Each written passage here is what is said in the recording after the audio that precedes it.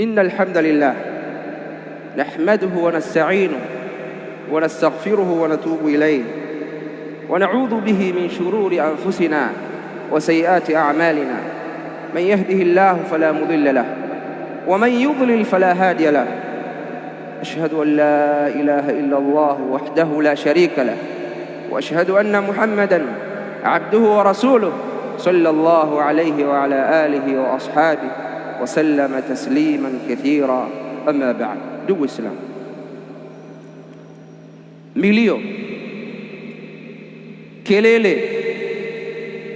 za kutaka kuandamana na kuahidi kuchoma nchi na kuahidi kufanya vurugu, hii ni manhaj na ni njia ya mufsiduna fil ardh, ni njia ya wafanya ufisadi katika ardhi, si njia ya Uislamu, si njia ya ustaarabu, si njia ya watu wenye akili timamu. Hali hii Allah subhanahu wa ta'ala amewasifu nayo wanafiki, akasema wa idha qila lahum la tufsidu fil ardh qalu innama nahnu muslihun, pale wanapoambiwa msifanye ufisadi katika ardhi, wao husema hakika sisi tunafanya islah, tunafanya matengenezo, tunafanya uboreshaji, haya ni maendeleo. ala innahum humul mufsidun.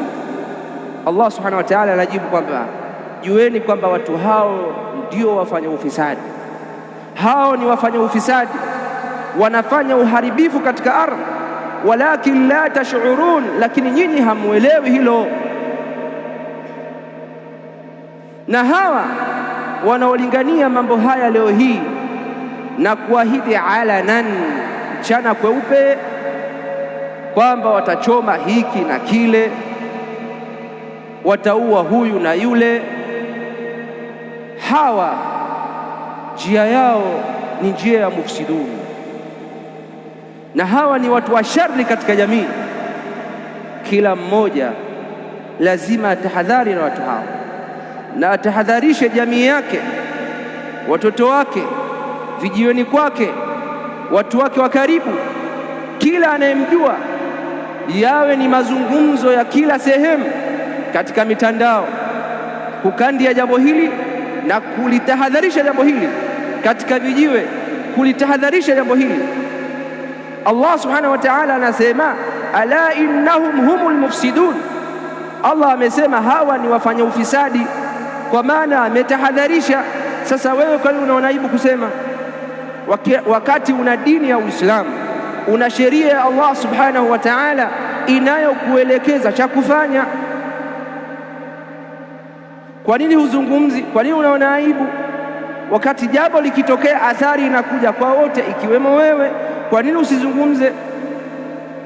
Tatizo la sisi watu wa haki, tunajua kabisa tuko kwenye haki na tuko wengi walhamdulillah, lakini tunanyamaza pale watu wa batil wanapoongea batili zao. Tunanyamaza kana kwamba tunawaunga mkono. Kwa hiyo wanajiona kwamba hawapingwi, watu wamewawafiki, watu wanawaunga mkono. Kiuhalisia si kweli. Ayuha almuslimun, hebu tuchukulie kwamba kuna mapungufu sehemu, taasisi fulani, wizara fulani, nchi. Haya ni mambo ya kawaida katika mambo ya wanadamu, katika utendaji wa wanadamu lazima yatokee mapungufu, na wakati mwingine ni uzushi. Hakuna mapungufu bali ni uzushi. Uthman bin Affan radhiyallahu anhu, mwaka wa 35 hijiria, mwaka wa 35 hijiria, as-sahabiyul jalil, al-khalifatu thalith, khalifa watatu, ambapo Mtume amesema sallallahu alayhi wasallam, alaikum bisunnati wa sunnati al-khulafai ar-rashidin, shikamaneni na sunna zangu na sunna za makhulafa miongoni mwa makhulafa hao ni Uthman bin Affan. Nani anashaka na ukhalifa wa Uthman bin Affan radhiyallahu anhu na ubora wake, mkwe wa Mtume sallallahu alayhi wasallam? Nani anashaka na ubora wake? Nani anashaka? Khalifa, kiongozi wa umma, wanakusanyika waandamanaji, wafanya mapinduzi kutoka maeneo mbalimbali, Masri na Yaman na kwingineko, Iraq, wanakusanyika na kumobilize watu, kukusanya vijana. Kwa wakati huo vijana wa wakati huo sijui walikuwa wanaitwaje, lakini kwa sasa hivi ndio wanaoitwa Gen Z, ambapo tumebaini pia ni fikra ya kama kundi maalum la kutaka kufanya uharibifu katika nchi. Almuhimu, Uthman bin Affan Khalifatu Rashid anaongoza kwa kitabu na sunna, kwa uadilifu. Ni khalifa watatu baada ya Mtume sallallahu alaihi wasallam. Akaja Umar, akaja Abu Bakar, akaja Umar, kisha Uthman. Pamoja na hivyo wakakusanyika hawa watu waandamanaji, makhawarij kutoka maeneo mbalimbali, wakimtuhumu Uthman bin Affan kwa tuhuma mbalimbali za uongo, nyingi za uongo, nyingi wameelewa vibaya, nyingi tuhuma tu, maneno tu ya mtaani, hazina ukweli wowote. Itawapa mfano tuhuma moja miongoni mwa tuhuma ambazo wametuhumiwa Uthman bin Affan radhiyallahu anhu, eti kwamba yeye Uthman ibn Affan hakuwepo katika bai'atu ridwan,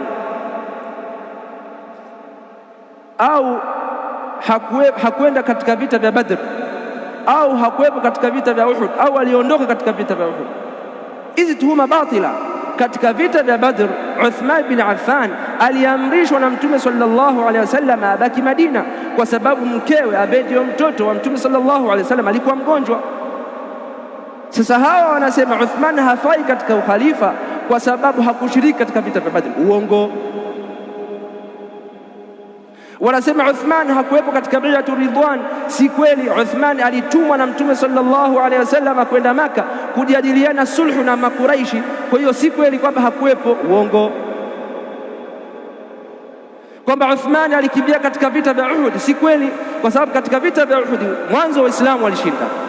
Mara ya pili kuna Waislamu waliasi amri ya Mtume, wakashuka katika kilima cha Jabal Rumat, walioenda Madina. Wanajua makufari wakawashtukizia Waislamu wakaparaganyika, wakawa hawapigani kwa khutwa ya kivita, kwa ile njia ya kivita inayojulikana, wakawa wameparaganyika kwa sababu wameshtukizwa kwa nyuma pale, kila mmoja akakimbilia upande wake.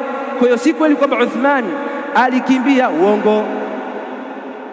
Na katika tukio hilo Allah subhanahu wa ta'ala amewasamehe masahaba akiwemo Uthman, akasema walaqad afa Allahu anhu, Allah amewasamehe. Hizi ni tuhuma baadhi ambazo wanazizusha waliokuja kufanya mapinduzi na kufanya maandamano kumwondoa Uthman bin Affan, na walifanikiwa kumuua kwa maneno ya uongo, walifanikiwa.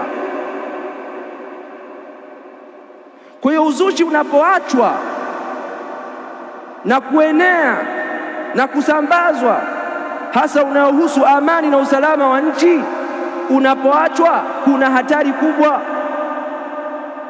kwa sababu amani ikiondoka, kwa sisi kuzembea kuilinda amani hii, tumeikufuru neema ya Allah subhanahu wa ta'ala. Nas'al Allah subhanahu wa ta'ala at-tawfiq was-sadad.